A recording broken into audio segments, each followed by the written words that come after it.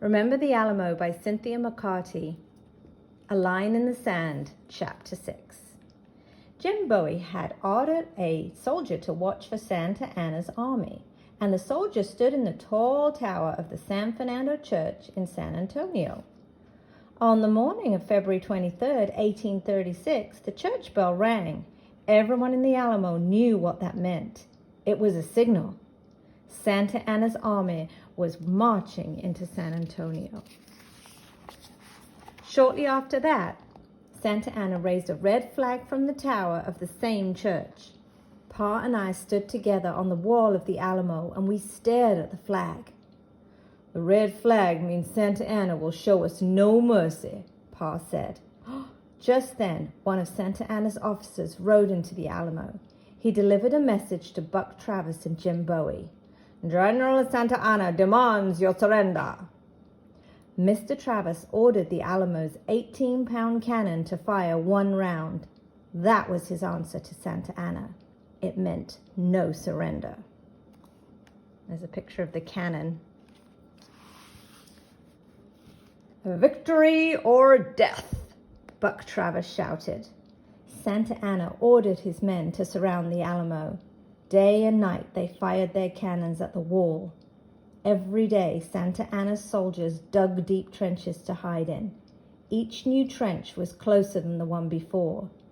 Soon the soldiers were so close we could see the white and blue of their uniforms shining in the sun.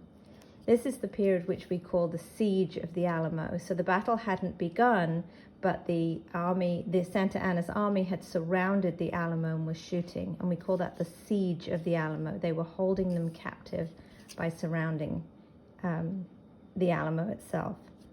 And this must be Davy Crockett, and perhaps this is Jim Bowie and Travis. I'm not sure, but I just know this is Davy Crockett because of what he's wearing. And then here are the soldiers, the Mexican soldiers. Mr. Travis and Jim Bowie ordered our men to stand guard on the wall. Several times Santa Anna's soldiers rushed towards the Alamo. They fired their rifles at our men. Each time our men drove them back. All the men inside the Alamo were good shots, especially Davy Crockett. Pa told me he was the finest rifle shot in the world. Pa said Mr. Crockett could shoot the string on a kite in half when it was flying in a high wind. Our men couldn't sleep. They had to stand on the walls. They had to fight back Santa Anna's men. The Texans grew very tired. They were running low on ammunition. That means bullets for their guns and for the cannon. We were running out of food too. Jim Bowie had injured his leg, and then the weather turned cold. Mr. Bowie caught pneumonia.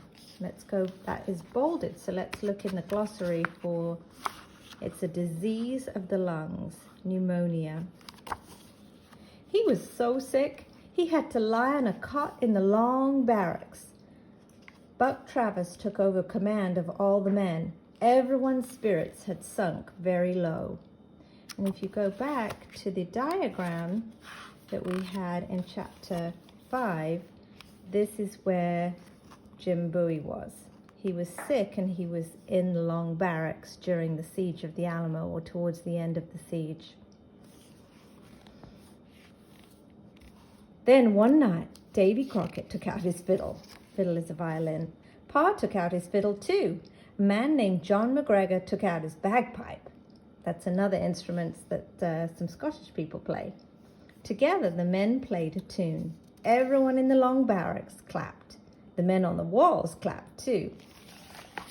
Susanna and I each took one of Angelina's hands. We began whirling her around, and soon Senora Esparza and her children were dancing. Here's another bolded word.